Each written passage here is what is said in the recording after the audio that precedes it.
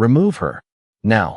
The CEO's voice cut through the glass-walled boardroom like a blade made of authority, sharp, polished, unquestioned. A few nervous chuckles followed, light and dismissive, as if the outcome had already been decided. Emily Carter stood frozen near the end of the long oak table, her hands trembling just enough to betray the fear she was trying to swallow. "I didn't do anything wrong," she said, her voice barely above a whisper, but it wasn't meant to be heard. Not here.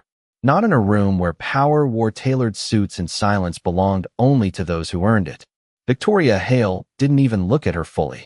She adjusted the cuff of her blazer, slow, deliberate, like time itself moved differently for people who controlled it. "We have the reports, the discrepancies, and the footage," she said calmly. "This isn't a discussion. It's a decision. 3 sentences. Clean. Final. The kind that left no space for dignity to breathe."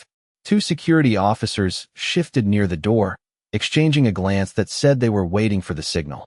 And then, from the side of the room where no one important ever stood, a chair scraped softly against the floor.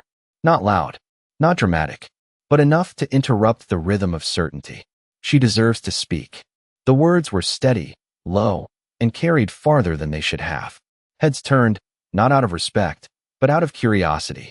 Daniel Brooks stepped forward, one measured step at a time, like a man who had long ago learned that rushing only belonged to those trying to prove something.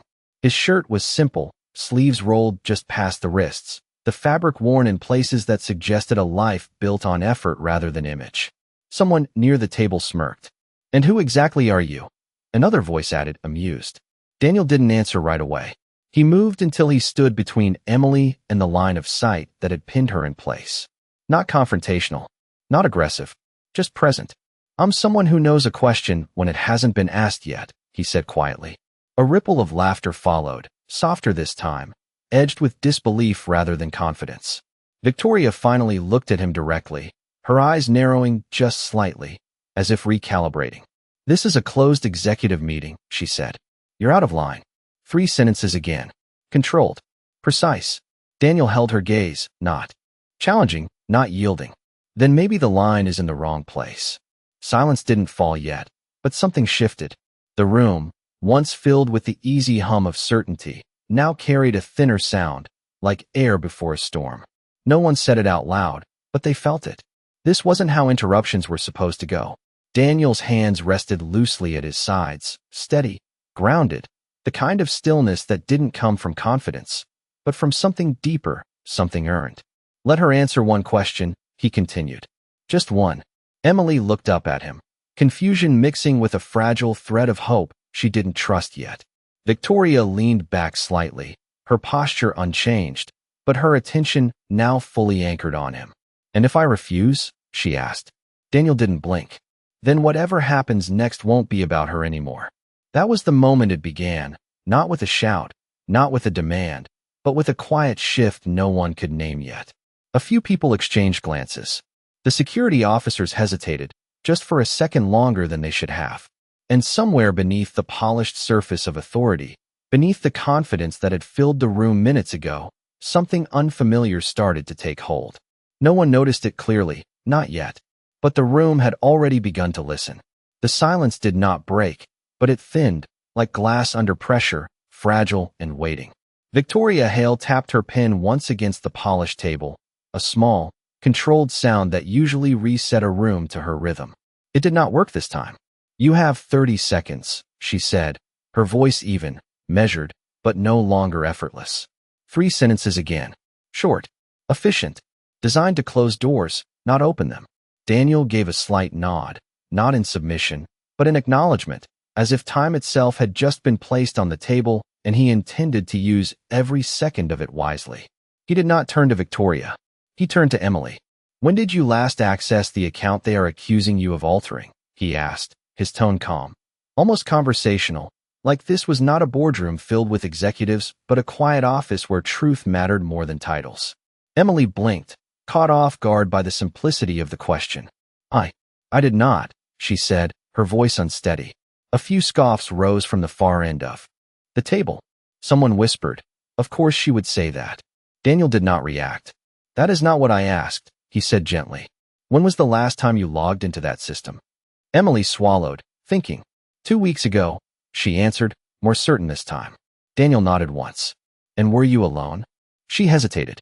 The room leaned in, almost without realizing it. No, she said quietly.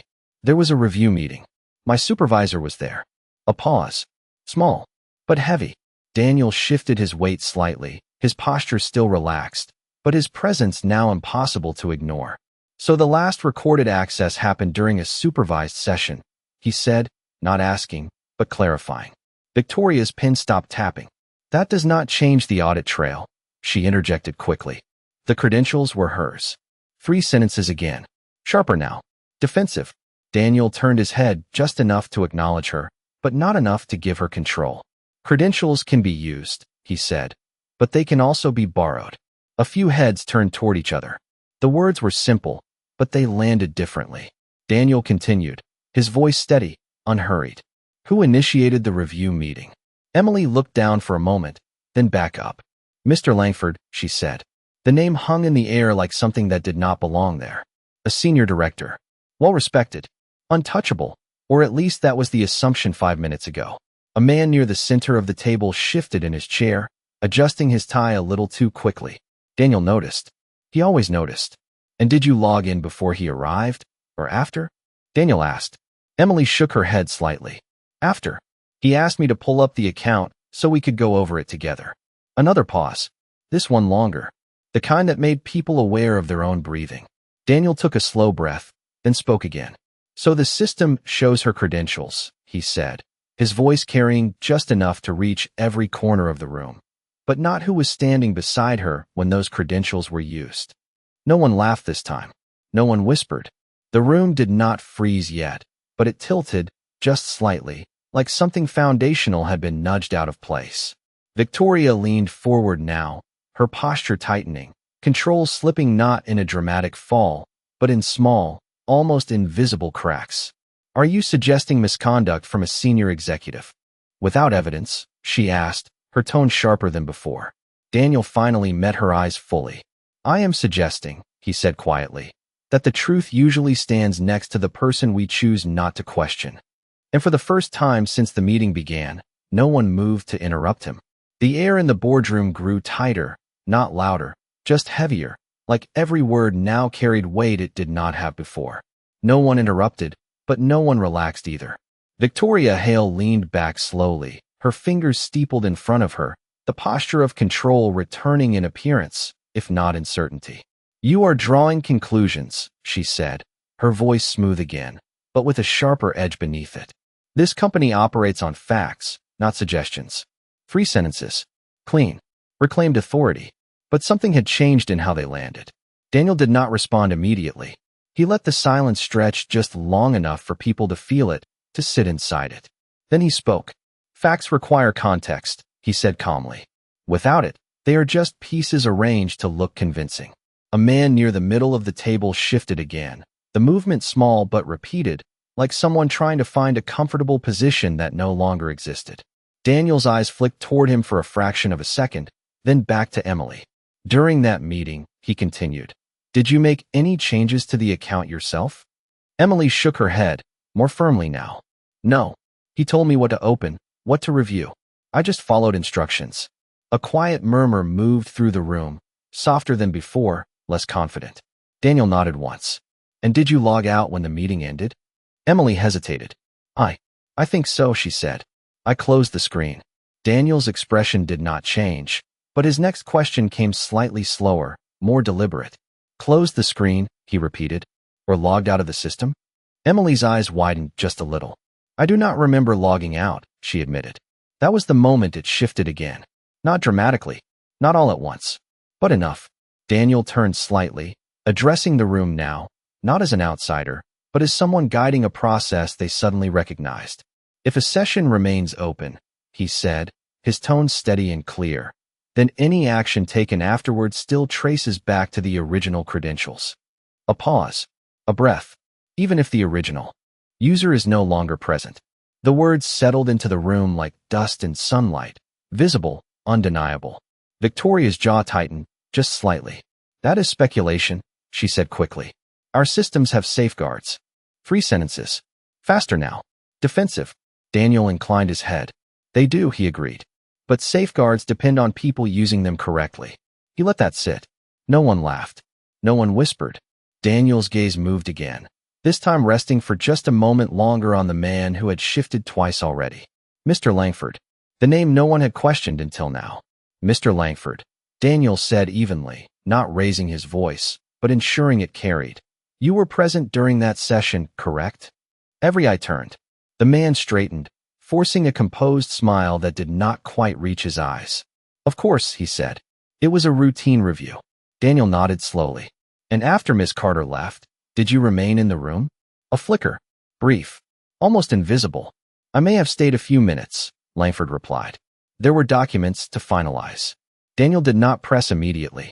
He allowed the answer to exist, to be heard, to settle. Then he asked one more question, softer than the others.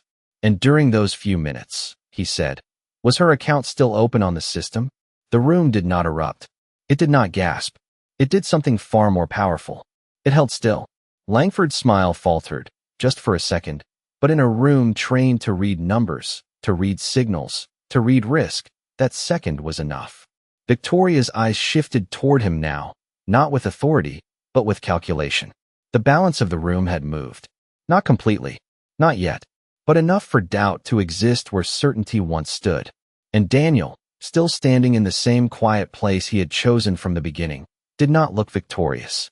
He looked patient, like a man who understood that truth did not need to be forced. It only needed space. And for the first time, that space belonged to him. No one spoke, but the room was no longer neutral. It had taken a side it did not yet understand. Langford adjusted his tie again, slower this time, as if buying himself a second that refused to stretch. The system logs would show any additional activity, he said, his tone measured, controlled, but lacking the ease it carried before. Free sentences. Careful. Defensive. Daniel gave a small nod, acknowledging the statement without accepting it. They would, he said calmly, if someone checked the right layer. A pause followed, subtle but deliberate, like a door left slightly open. Victoria leaned forward again, her eyes narrowing, not in dismissal now, but in focus. What exactly are you implying? She asked. The question was direct, but underneath it was something new, something quieter. Uncertainty. Daniel did not raise his voice. He did not rush. I am not implying, he said. I am asking whether the audit included session continuity or just credential access. The distinction hung in the air, unfamiliar to some, uncomfortable to others. A man at the far end of the table glanced at his laptop, fingers hovering above the keyboard, as if suddenly unsure of what he had already seen. Emily stood still behind Daniel, her breathing steadier now, not because the situation was resolved, but because it had finally begun to make sense. Langford shifted his stance, this time stepping slightly forward, reclaiming space. This is unnecessary, he said, a bit quicker than before. We followed protocol. The report is clear. Free sentences. Faster. Less grounded. Daniel turned toward him fully for the first time, his expression unchanged, but his attention now unmistakably focused. Then clarity should not be a problem, he replied quietly. A faint ripple moved through the room. Not laughter, not agreement, just awareness. Daniel took one step closer to the table, not to dominate, but to anchor the moment. If the session remained open, he continued, then any transaction, any adjustment, any deletion would still carry Miss Carter's credentials, regardless of who actually performed the action. He let the words settle. No embellishment, no pressure, just truth, placed carefully where everyone could see it. Victoria's gaze flicked toward the head of compliance seated near the corner. Can we verify that? She asked, her tone controlled, but no longer absolute. The man hesitated, then nodded slowly. We can pull deeper logs, he said. Session duration, terminal activity, timestamps. His voice lacked the certainty it had earlier. Langford's jaw tightened. That is not necessary, he interjected quickly. We already have sufficient evidence. Free sentences. Too fast now. Too eager. Daniel did not look at him immediately. He allowed the resistance to reveal itself. Then, softly, he asked, if the evidence is sufficient, why are you resisting more of it? The question was not loud. It did not need to be. It landed with a weight that did not come from force, but from precision. The room shifted again. Chairs creaked slightly as people adjusted, not physically, but mentally, reevaluating positions they had accepted without question. Victoria did not speak right away. Her eyes remained on Langford, studying him now, not as an ally, but as a variable. "Pull the logs," she said finally. 3 words. Controlled. Decisive. But different. The authority was still there, but now it was searching, not declaring. The man at the laptop began typing, the soft clicks echoing louder than they should have in the quiet room. Seconds passed. No one filled them. No one dared. Daniel stepped back half a pace, giving space, not retreating, but allowing the process to unfold without him at the center. His role was not to win. It was to reveal. Emily's hands, once trembling, now rested still at her sides. She looked at the screen, then at Daniel, then back again, as if watching her own life being returned piece by piece. Langford remained standing, composed on the surface, but something beneath it had shifted, something that could not be smoothed over with posture or tone. And as the first lines of deeper data began to load onto the screen, the room did not breathe. Because somewhere between assumption and truth, they all understood the same thing at once. Whatever appeared next would not just answer a question. It would change who they believed.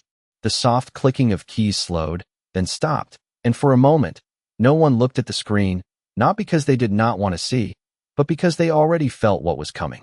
The compliance officer leaned closer, eyes scanning line by line, his posture tightening with each second. Session duration extended. He murmured, almost to himself. User did not log out. 3 fragments. Quiet, but heavy. Victoria's voice followed, controlled but sharper now. "Continue," she said. The word was simple, but it carried weight, not authority alone, but expectation. The man swallowed slightly and scrolled.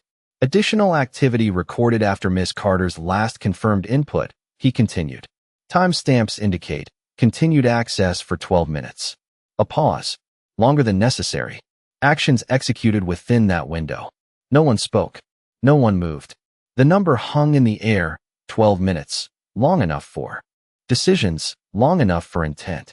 Daniel remained still, his hands relaxed at his sides, not watching the screen, but watching the room. He had seen this before, not the people, not the place, but the moment when certainty begins to fracture. "Can we identify the terminal?" Victoria asked, her voice lower now, more focused than forceful. The compliance officer nodded slowly, fingers moving again. "Terminal ID matches conference room workstation," he said. "Same device used during the review meeting." Another pause. The room absorbed it, piece by piece. Emily's breath caught softly behind Daniel, not in fear this time, but in recognition. Something inside her, something that had been pushed down by accusation, was rising again. Langford exhaled through his nose, a controlled sound, then stepped forward slightly. "That only confirms the session remained active," he said quickly. "It does not prove who performed the actions." 3 sentences. Fast. Defensive. Daniel turned his head just enough to acknowledge him. "You are right," he said calmly. "It does not prove who." A brief stillness followed, almost like relief trying to return. Then Daniel added, "But it does prove when." The shift was immediate, not loud, but undeniable. Time.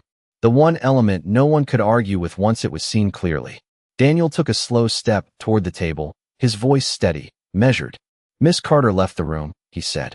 Her session remained open. 12 minutes of activity followed. He let the sequence settle, simple, undeniable. "So the question is not whose credentials," he continued. "The question is who stayed behind." Silence deepened. Not empty. Full. Victoria's gaze moved slowly toward Langford again, no longer searching, now narrowing with intent. "You said you remained in the room," she said. 3 sentences were no longer needed. One was enough. Langford's posture stiffened. Briefly, he replied, "To finalize documents." Daniel did not interrupt. He did not need to. The room was already doing the work for him, aligning facts with presence, time with opportunity. The compliance officer cleared his throat softly. "There is more," he said. All eyes returned to the screen. He hesitated, then continued. "File access logs show a manual override during that 12-minute window." A ripple moved through the room, sharper this time, not disbelief, but realization. Override authorization requires elevated clearance, he added quietly. Victoria's eyes did not leave Langford. And who holds that level of clearance? She asked.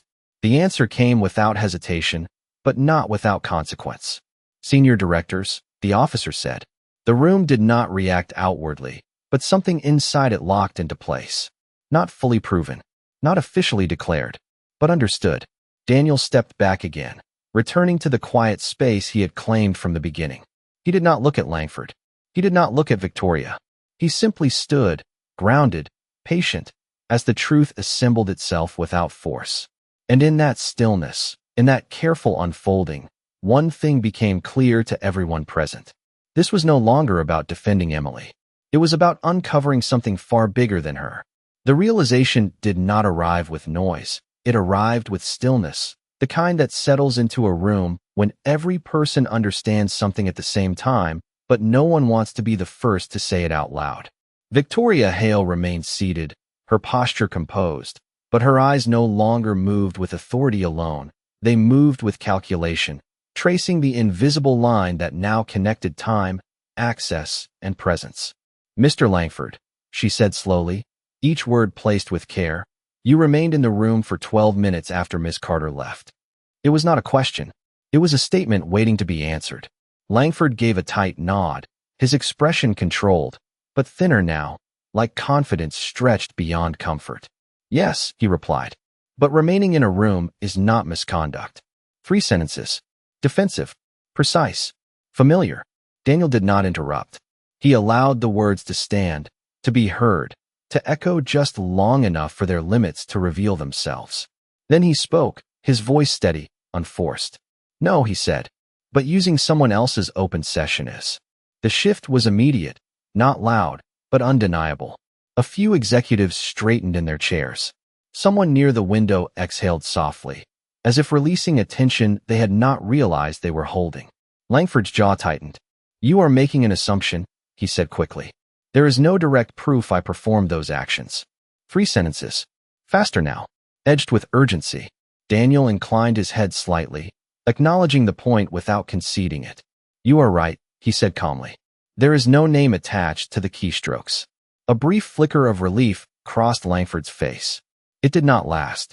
But there is a pattern, Daniel continued. And patterns tell the truth when people do not. The room leaned in again, not physically, but mentally, drawn by the quiet certainty in his tone. Daniel took a slow breath, then spoke with the same measured clarity that had carried him from the beginning. An open session, he said. A 12-minute window. A manual override requiring elevated clearance. And only one person in the room with that level of access. He did not raise his voice. He did not point.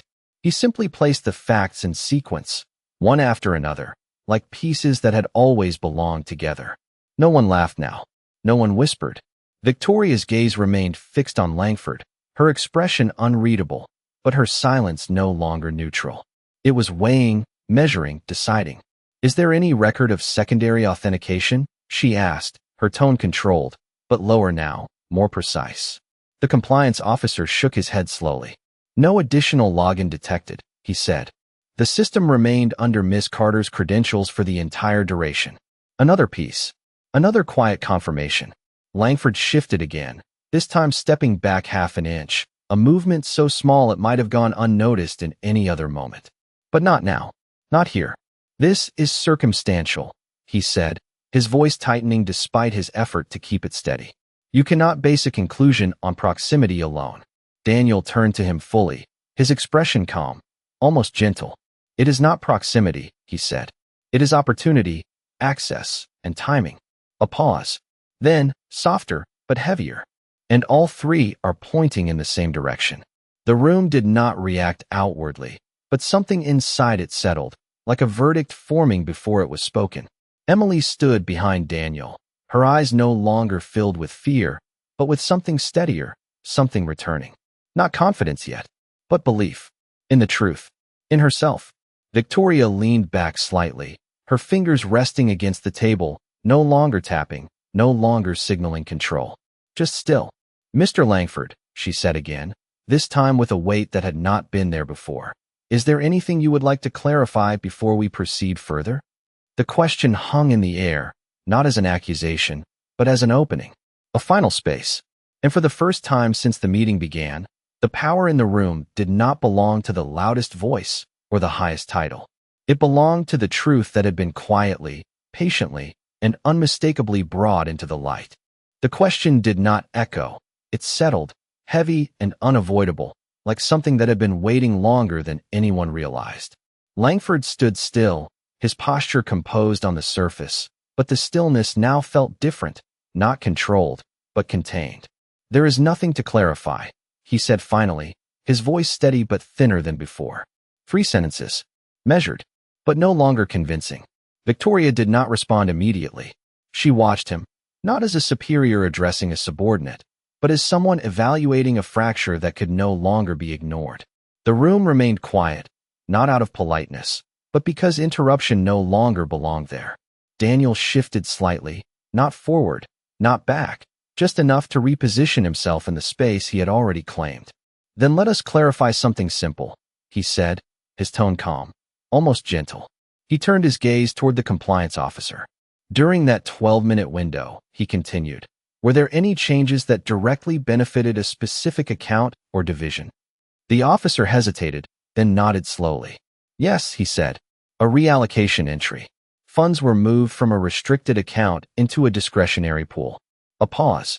"The discretionary pool managed under." He stopped, glancing briefly at the screen again. "Under Mr. Langford's division." The words did not need emphasis. They carried their own weight.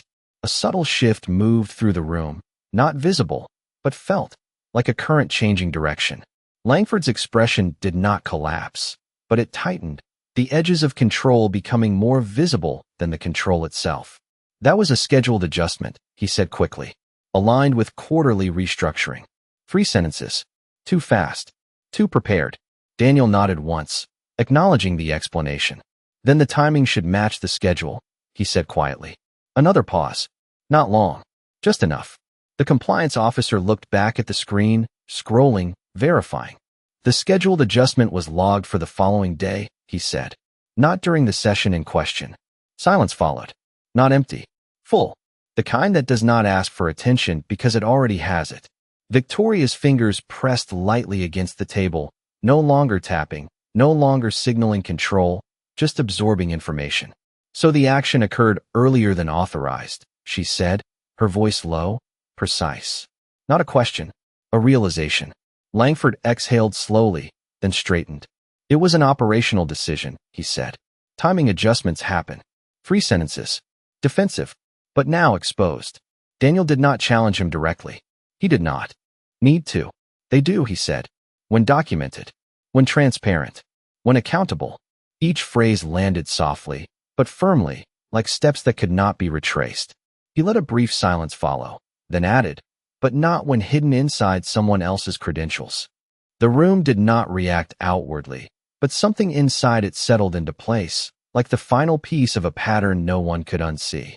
Emily's shoulders, once tense, lowered slightly, the weight she had carried beginning to lift, not because the situation was over, but because the truth was no longer alone. Victoria's gaze remained on Langford, steady now, no longer searching, no longer uncertain. "This is no longer a disciplinary review," she said quietly. "This is an internal investigation." 3 sentences. Controlled. Decisive. But different now. The authority had returned, but it was grounded in truth, not assumption. Langford did not respond immediately. For the first time, he had no immediate structure to rely on, no prepared phrasing to contain what had already escaped. Daniel stepped back again, returning to the quiet space that had never required recognition. He did not look at Victoria. He did not look at Langford. He simply stood, present, steady, as the room adjusted to a new reality. And in that stillness, in that quiet shift of power, one thing became unmistakably clear. The man they had dismissed at the beginning was not just someone who asked questions. He was someone who knew exactly which ones would change everything. The words settled into the room like a final note that refused to fade, and for a moment, no one moved, not because they were unsure of what to do, but because they understood that whatever came next would define more than just one outcome. Victoria Hale rose slowly from her chair, not abruptly, not dramatically, but with a deliberate control that had returned, steadier now, grounded in something firmer than assumption. "Mr. Langford," she said, her voice calm, precise, no longer edged with uncertainty. "You will remain available for a full internal review effective immediately." 3 sentences were not needed anymore. One was enough. Langford opened his mouth slightly, as if to respond, then closed it again, the structure of his earlier confidence no longer holding. Around the table, executives who had once leaned back in quiet certainty now sat forward, their attention fixed, their silence no longer passive but engaged. The compliance officer continued to scroll, each new line reinforcing what had already become clear. "There are additional entries," he said carefully. "Multiple adjustments over the past quarter following similar session patterns." A pause, all tied to the same division. The implication did not need to be explained. It was understood. Victoria's gaze did not waver. "Secure all related records," she said, "and restrict system access for anyone under review until further notice." Her tone was even, but final, the kind of authority that did not need to raise itself to be heard. A few quiet acknowledgments moved through the room, soft voices, quick nods, the machinery of accountability beginning to turn. Langford stood still, no longer repositioning, no longer adjusting, as if movement itself had lost its purpose. Daniel remained where he had been from the beginning, just slightly apart, his presence steady, unchanged, as though none of this had required anything more than patience. Emily stepped forward slowly, not past him, but beside him now, her posture different, not fragile, not hidden, but present. She did not speak, but she did not need to. The truth had already spoken for her. Victoria's attention shifted, just briefly, toward Daniel, her eyes studying him in a way that was no longer dismissive, no longer questioning, but recognizing. "You have a background in this," she said, not as a challenge, but as a statement waiting to be confirmed. Daniel met her gaze, calm as ever. "I used to work in internal investigations," he replied simply. A quiet ripple moved through the room, not loud, not surprised, but aligning pieces that had not made sense before. "I left when I realized most problems are not hidden," he added softly. "They are just overlooked."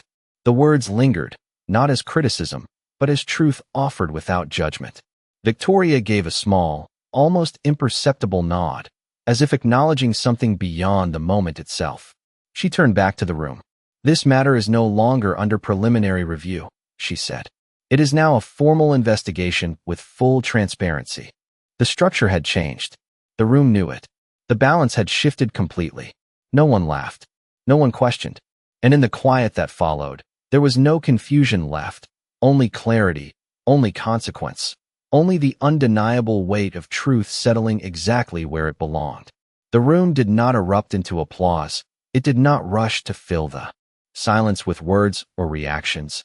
It simply held still, as if everyone understood that something far more important than a conclusion had just taken place. Victoria Hale remained standing for a moment longer, her posture composed, her expression controlled, but her eyes no longer carried the distance they once had. They carried awareness.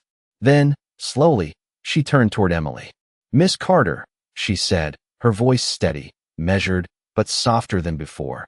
"You are cleared of all allegations effective immediately." 3 sentences were no longer needed. The truth had already done the work. Emily blinked, as if the words needed a moment to reach her, to settle somewhere real. Her shoulders, once tight with fear, lowered completely now, not in weakness, but in release. She did not speak right away. She simply nodded, her eyes bright, not with disbelief, but with something deeper, something closer to relief finding its way back home. Around the table, executives who had once avoided her gaze now looked at her differently, not out of obligation, but out of recognition, as if they were seeing her for the first time without the weight of assumption.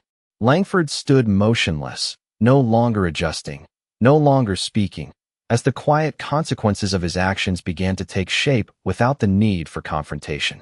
Victoria's attention shifted once more, this time returning to Daniel. She studied him for a brief moment, not as someone questioning his place, but as someone reassessing it entirely. "Mr. Brooks," she said, her tone even, but carrying something new beneath it, "this company values integrity. A pause. And clarity. She did not extend the sentence further. She did not need to. The meaning was understood. Daniel met her gaze. Calm as ever, his expression unchanged, grounded in the same quiet dignity he had carried from the beginning. Then it is in good hands, he replied simply. No pride, no demand, just truth, offered the same way he had offered every word that led to this moment. The room absorbed it, not as a statement, but as a reflection of everything that had just unfolded. Emily glanced at him, her voice finally finding its way back. Thank you, she said softly. 2 words. Small, but carrying more weight than anything spoken before. Daniel gave a slight nod, not dismissing it, not expanding it, just acknowledging it with the same quiet grace that had defined him from the start. He did not linger. He did not wait for recognition, or approval, or reward. He simply turned, stepping away from the center of the room, returning to the place where he had begun, unseen, unremarkable, and yet, now, impossible to ignore. The executives watched him go, not out of curiosity, but out of respect that had arrived too late to be offered aloud. Victoria remained still, her eyes following him for just a moment longer, as if understanding something she had not seen before, that authority without humility is incomplete, and that truth does not need permission to be heard. The door opened quietly as Daniel reached it, the soft sound echoing just enough to mark the end of something that had begun with a single sentence and ended with something far more powerful than victory. It ended with silence. Not the silence of dismissal, but the silence of understanding, where no one needed to speak because the truth had already said everything that mattered.